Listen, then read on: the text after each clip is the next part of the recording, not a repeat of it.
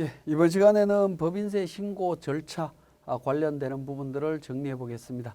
자, 법인세 신고 절차를 앞서서 우리 앞에서 이제 세무조정과 관련되는 부분들을 쭉 설명을 드렸는데, 세무조정이 진행이 되려면 결산 확정이 이루어져야 됩니다. 자, 결산 확정은 주주총회, 사원총회, 결산보고서 승인, 즉 상급 절차에 의해서 이런 과정들을 통해서 진행을 하게 됩니다. 그래서 우리가 법인세 신고할 때 이익잉여금 처분계산서에 잉여금 처분 예정일, 확정일 적게 되는데, 그 예정 확정일이 그러니까 주주총회 일자라고 이해를 하시면 되겠습니다. 자, 그렇게 해서 확정된 재무제표를 통해서 세무조정을 하게 됩니다.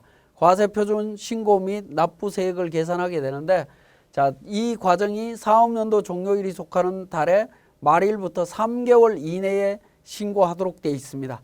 성실신고 확인 제출법인은 4개월 내에 신고하도록 되어 있고요. 신고 시에 재무상태표, 손익계산서, 이익잉여금 처분계산서, 외부감사를 받는 법인은 현금흐름표, 세무조정계산서, 부속신고 서류를 첨부해서 신고를 하게 되고요.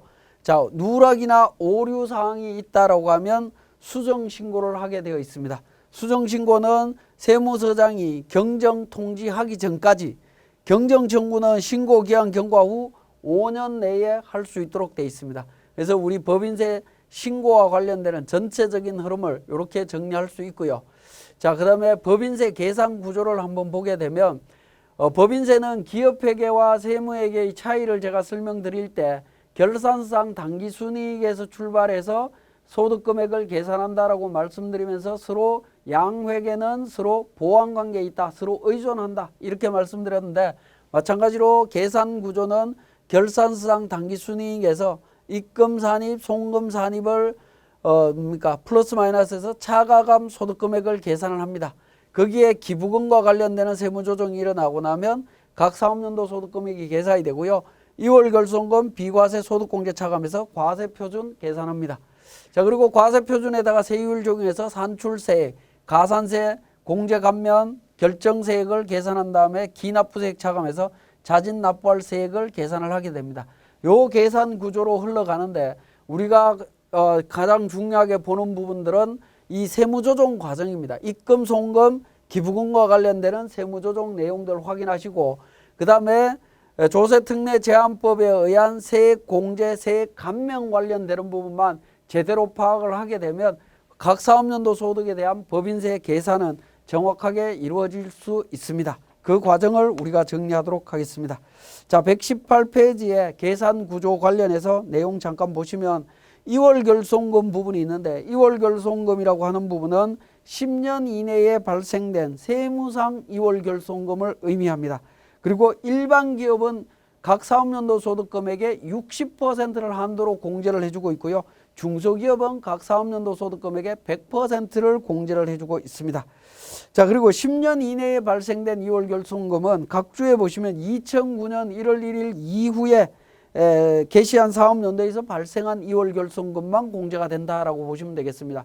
그 이전 부분들은 5년 공제로 이미 공제 기간이 다 종료됐다, 그렇게 이해를 하시면 되겠네요. 자, 세율은 2억 원 이하까지가 10%고요. 200억 이하가 20%, 3천억 이하가 22%, 3천억 초과는 25%로 초과 누진세율 구조로 구성이 되어 있습니다. 자, 119페이지에 법인세 과세표준 및 세무조정 계산서가 되겠습니다. 이 세무조정 계산서, 이게 이제 별지 3호 서식인데요. 별지 3호 서식인데, 우리가 법인세 신고할 때, 과세표준 및 세액 신고를 할 때 첨부 서류가 재무상태표, 손익계산서, 이익잉여금 처분계산서, 세무조정 계산서를 첨부하도록 되어 있죠.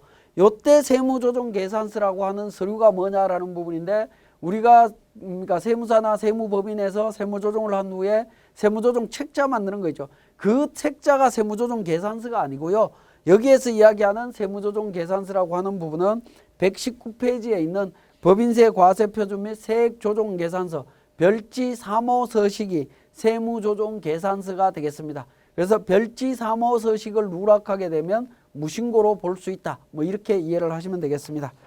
자, 그리고 교재 120페이지에 소득금액 조정합계표, 과목별 소득금액 조정 명세서 서식이 있습니다.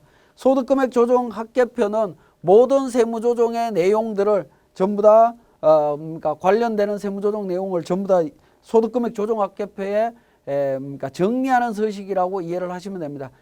모든 세무조정의 정리 서식이다라고 보시면 되겠는데, 교재 맨 하단 부분에 소득금액 합계표에는 기부금 한도 초과에 대한 세무조정은 제외되어 있다. 기부금 한도 초과와 관련되는 부분은 세무조정 사항이 계산 구조에서 보시면 기부금과 관련되는 부분은 차가감 소득금액 밑에 있죠. 여기에 있는 입금과 송금 관련되는 결산상 당기순이익과 차가감 소득금액 사이에 있는 이 세무조정은 소득금액 조정합계표에 반영이 되는 부분이고, 기부금과 관련되는 부분은 우리 교재 119페이지에 있는 세무조정 계산서인 별지 3호 서식에 반영되도록 되어 있다는 겁니다.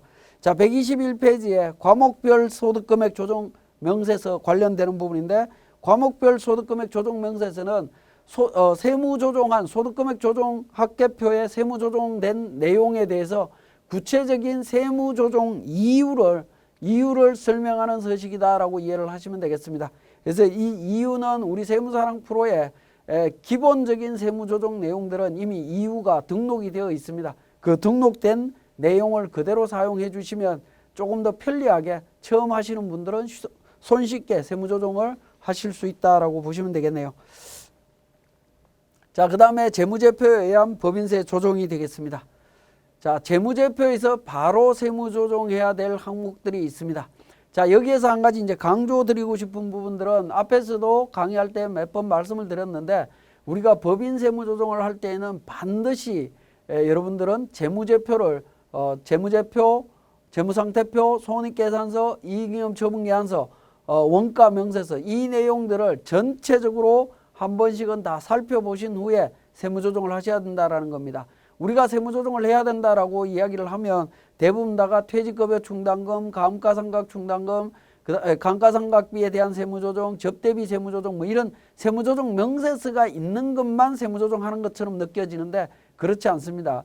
세무조정 명세서가 없더라도 재무제표만 보고도 바로 세무조정이 들어가야 될 사항들이 굉장히 많이 있습니다. 그런 부분들은 재무제표를 보지 않으면 누락될 수밖에 없습니다. 그래서 반드시 재무제표를 좀 보는 습관을 들일 필요가 있다라는 거고요. 자, 보시면 대표적인 게 법인세 비용입니다. 법인세 비용 손익계산서 맨 하단 부분에 있죠. 법인세 비용이 계산이 돼 있다라고 하면 송금불산익 기타 사회이출로 바로 세무조정이 일어나야 됩니다.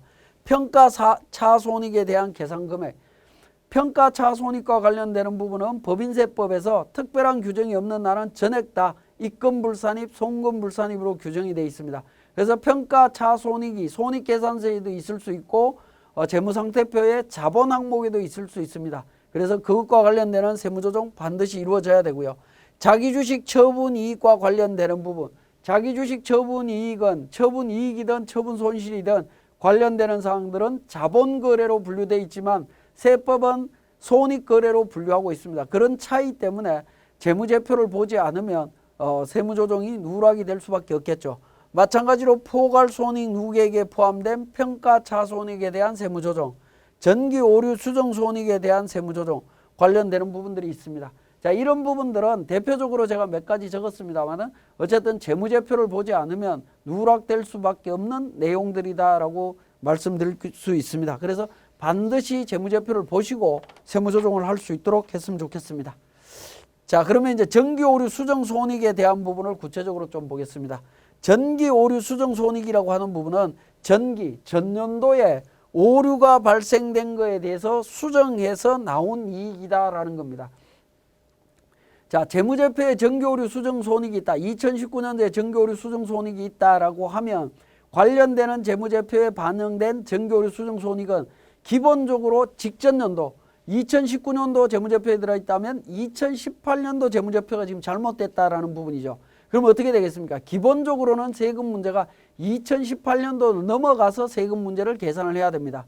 18년도 매출분인데 19년도에 포함시켜서 세무신고해도 되느냐? 안 된다라는 겁니다. 기본적으로.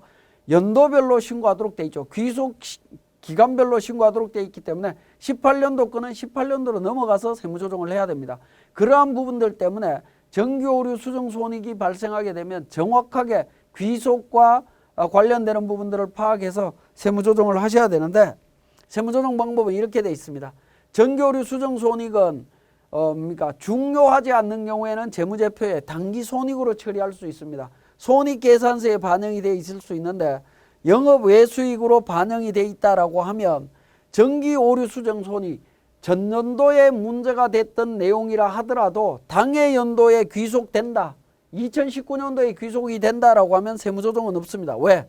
이미 당기순이익의 증감으로 이미 포함이 되어 있죠. 각 사업년도 소득에 포함이 되어 있기 때문에 세무조정할 필요가 없습니다. 그런데 19년도 소득이 아니라 전년도로 넘어가야 된다. 18년도 소득으로 넘어가야 된다라고 하면 당해연도의 이익으로 잡혀있는 부분, 손실로 잡혀있는 부분들은 안 된다라는 겁니다. 전년도로 넘어가야 되겠죠. 세무조정 자체가. 자, 이 부분을 이제 사례로 한번 말씀드려보면 이런 부분들입니다. 18년도 매출인데 18년도 매출 10,000원을 누락을 했습니다. 누락을 했는데 이 부분을 19년도에 1월 1일 날 회계 처리하기를 회계 처리하기를 외상매출금입니다. 외상매출금 10,000원, 수정이익, 이익 10,000원이라고 이렇게 회계 처리했다라고 하면 어떻게 될 거냐 하는 문제입니다. 자, 이 10,000원은 어떻게 되겠죠? 이미 19년도 영업외수익에 포함이 되어 있는 상태죠. 19년도 영업외수익에 포함이 되어 있지만 이 매출은 18년도 매출이라는 겁니다. 그죠? 그러면 입금의 19년도 매출이 아닌 18년도로 넘어가야 되는 상황이죠. 넘어가야 되는 상황에는 입금 불산입 처리를 하라라는 겁니다. 이 부분이 손익계산서에 포함되어 있으니까 19년도 이익이 과다 계상되어 있다. 그래서 이 부분은 입금 불산입이 됩니다. 입금 불산입 10,000원 기타로 처리를 하시면 되겠습니다. 기타 또는 유보로 소득 처분이 되게 됩니다. 이 케이스는 유보로 소득 처분이 됩니다. 왜? 외상매출금과 관련되는 부분이기 때문에. 전년도에 외상매출금이 잘못 계상되어 있기 때문에 유보로 소득 처분할 수 있습니다. 자, 이런 케이스로 분류를 해서 전년도로 넘어가야 되냐, 당해연도로 귀속시킬 거냐 하는 문제입니다. 자, 그러면 당해연도로 귀속시키는 사례를 한번 보도록 하겠습니다. 자, 예를 들어서 18년도 감가상각비 1,000원에 대해서 누락을 냈습니다. 누락한 부분을 19년도에 감가상각비 대변의 감가상각 누계액 1,000원 정기오류 수정 손실 1,000원 이렇게 계상했다라고 가정을 하겠습니다. 자, 이런 경우에 어떻게 처리할 거냐 하는 부분인데 감가상각비는 앞에서 설명드렸듯이 결산조정사항이다라는 겁니다. 그죠? 결산조정 내용이기 때문에 결산서에 반영된 시점에서 비용으로 인정을 해줍니다. 그죠? 결산서에 반영된 시점이 언제죠? 18년도에 반영이 된 게 아니죠. 19년도에 반영이 됐기 때문에 19년도 비용으로 인정이 된다. 정기오류 수정 손실 영업외비용으로 처리되어 있는데 자, 단기의 송금이냐? 19년도에 비용 처리했기 때문에 단기의 송금이다. 그래서 세무조정이 없다라는 겁니다. 그죠? 비용 처리했기 때문에.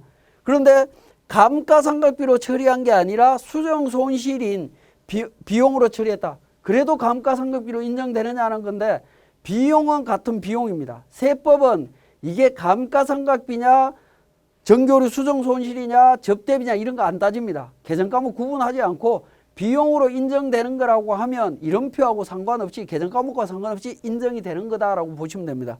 자, 전기 이전 송금 아니냐. 18년도 걸 19년도에 회계 처리했으니까 전기 이전 거 아니냐라는 부분인데 결산조정 사항에 대한 부분은 18년도에 계상을 안 했기 때문에 18년도로 갈 수가 없습니다. 그죠? 이런 경우에 세무조정이 없다. 이렇게 이해를 하시면 되겠죠. 자, 이렇게 이제 단기 손익으로 처리한 경우에 세무조정 사항을 살펴봤습니다. 자, 정기오류 수정 손익에 대해서 전기 2월 이익요금으로 처리한 케이스입니다. 정기 2월 이익잉여금으로 처리했다라고 하는 부분은 뭐냐면 이익잉여금 처분계산서, 이익잉여금 처분계산서로 처리했다라는 겁니다. 이익잉여금 처분계산서로 처리했을 때는 어떻게 할 거냐 하는 부분인데요. 세무조정을 두 단계로 거쳐서 합니다. 1차 세무조정은 관련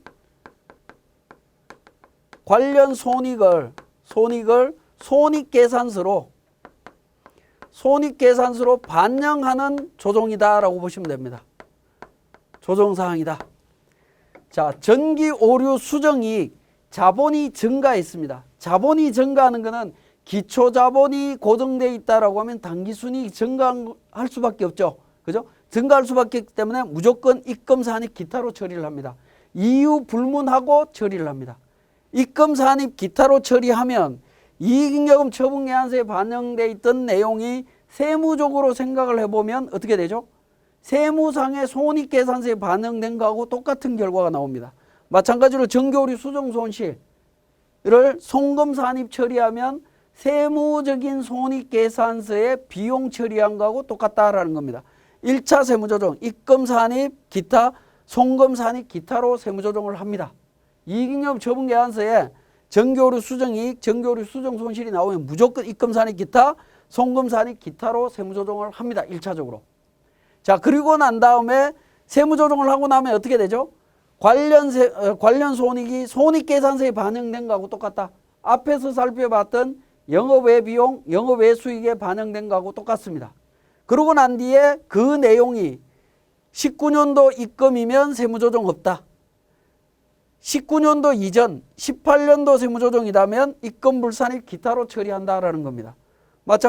마찬가지로 송금과 관련되는 부분. 단기의 송금인 경우에는 세무조정 없습니다. 전기 이전 송금이면 송금불산입 유보로 유보 또는 기타로 처분을 합니다. 그러니까 전기 오류 수정 손익이 손익계산서에 반영이 되어 있느냐, 이익잉여금 처분계산서에 반영이 되어 있느냐에 따라서 세무조정을 이렇게 다르게 세무조정을 한다라는 부분입니다. 자, 관련되는 내용을 우리 세무사랑 프로를 통해서 살펴보도록 하겠습니다. 자, 세무사랑 프로에서 123페이지에 재무제표 중에 즉시 세무조정할 내용에 대한 부분이었습니다. 자, 요거 설명드릴 때 제가 재무제표를 처음부터 끝까지 좀 자세히 좀 살펴봐 달라고 말씀을 드렸는데요. 자, 합계잔액 시산표를 통해서 한번 보도록 하겠습니다. 자, 결산이 완료된 합계잔액 시산표를 살펴보면서 관련되는 세무조정, 어떤 세무조정이 있을 거냐 하는 부분들을 살펴보실 수 있습니다.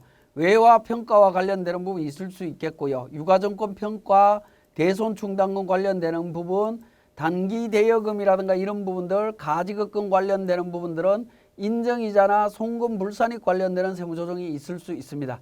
재고자산 평가와 관련되는 세무조정도 있고요. 그죠? 그런 부분들을 쭉 확인하실 수가 있습니다. 자, 그 다음에 관련되는 부분들 중에 보시면 자본 항목으로 들어오면 자기주식 처분과 관련되는 내용들도 나오죠. 그러면 이러한 부분에서 자기주식 처분과 관련되는 부분 어떻게 정리되어 있느냐 하는 부분들을 내용을 더블 클릭을 해서 5천주 구입했다가 4천주 처분했구나 관련되는 내용들 회계 처리 내용도 확인하실 수 있습니다. 처분이익이 있네. 이 처분이익에 대해서 세무조정해야 되겠구나. 이런 부분들을 미리 검토하고 정리를 하셔야 된다라는 겁니다. 매도 가능증권 평가 이익도 마찬가지고요. 그 다음에 전기오류 수정 손실도 있습니다. 전기오류 수정 손실 내용 보니까 잉여금에 포함이 되어 있는데 감가상각비에 대한 부분입니다. 그러면 어떻게 되죠? 순자산이 1차적으로 감소했기 때문에 송금산입 기타로 처리하고 감가상각비는 전년도 문제가 아니라 당해연도 결산조정사항이기 때문에 당해연도 송금으로 인정하고 감가상각비 시부인 계산한다라는 겁니다. 그래서 기타 세무조정만 나옵니다. 송금산입 기타 세무조정만 나온다. 이런 부분들을 재무제표를 통해서 미리 확인을 하셔야 된다는 거 다시 한번 강조를 드리고요. 법인조정으로 갑니다.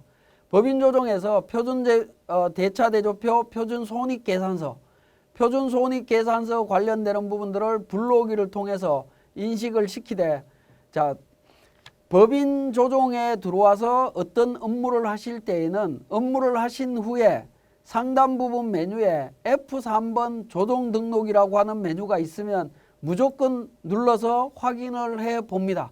확인을 해보면 F3번 조정 등록을 눌렀을 때 소득금액 조정합계표에 소득금액 조정합계표 양식이 보입니다. 이 양식의 내용 중에 하단 부분에 보시면 법인세 비용 2,200만 원이라는 게 나오죠. 그죠? 요거는 이제 세무조정 사항을 알려주는 부분입니다.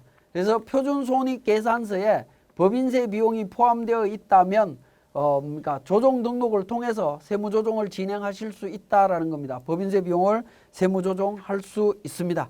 그래서 법인세 비용을 누락하지 않고 제대로 신고할 수 있습니다.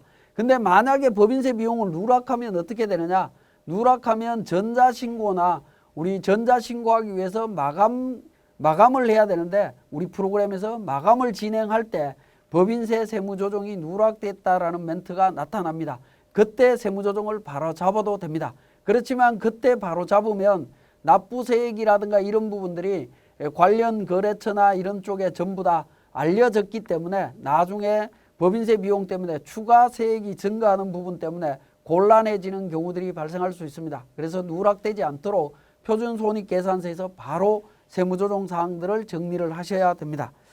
자, 그 다음에 정규오류 수정 손실과 관련되는 부분 설명을 드렸고요. 우리 교재 126페이지에 관련되는 운용 사례가 있습니다. 소득처분하라라고 되어 있는데 회사는 9월 20날 자기주식 5,000원에 구입해서 자기주식 현금으로 회계 처리했고 11월 30날 자기주식 처분이익을 계상했다라고 되어 있습니다. 자, 이 부분 앞에서 합계잔액 시산표 보면서 제가 살펴봤던 부분이죠. 자, 다시 한번 확인을 해보면 자기주식 처분이익과 관련해서 관련되는 부분들을 확인하면 500만 원이 당해 연도에 계상되어 있는 것을 확인하실 수 있습니다. 자, 자기주식 처분이익은 법인세법상 입금 항목이죠. 이런 내용들은 확인과 동시에 우리 법인조정의 소득금액 조정합계표로 바로 진행해서 자기주식 처분이익 500만 원 입금 산입 기타로 처리하시면 됩니다. 왜 기타냐라면 기타라는 이유는 기타로 소득 처분하는 이유는 손익계산서를 거치지 않고 바로 자본 항목으로 직행했기 때문에 그렇습니다. 자본의 변동이 없다라는 거죠. 그렇기 때문에 그렇습니다. 자, 1월 31일 날 감가상각비 정규오류 수정 손실이 있습니다. 자, 정규오류 수정 손실 내용을 5월 31일 날로 되어 있네요. 자, 내용을 보니까 감가상각 누계액과 300만 원 건물분 감가상각 누락분입니다. 자, 이 부분에 대해서 잉여금으로 처리되어 있죠. 자, 정규오류 수정 손실로 처리되어 있는 부분 자본이 감소했기 때문에 송금 산입 기타로 처리를 합니다. 그래서 소득금액 조정합계표에 송금 산입 기타로 처리를 하고요. 자, 이 부분에 대해서 송금 산입 기타로 처리하면 관련되는 내용이 손익계산서에 반영된 것과 똑같습니다. 자, 이 감가상각비가 당해 연도 감가상각비인지 귀속 시기를 판단해 봅니다. 전년도 부분인데 결산조정 사항이기 때문에 전년도로 넘어가서 정리할 수 없다라는 거죠. 전년도 송금이 아닙니다. 당해연도 계상했기 때문에 당해연도 송금입니다. 그래서 2019년도에 법인세 계산할 때 세무조정으로 정리해 주시면 됩니다. 단지 기타로 송금산입 기타로 처분만 하시면 됩니다. 그 내용이 127페이지에 세무조정에 대한 구체적인 자료 설명이 되어 있습니다. 참고로 보시면 되겠습니다. 자, 지금까지 우리 결산재무제표를 통해서 세무조정해야 될 사항들을 정리했습니다.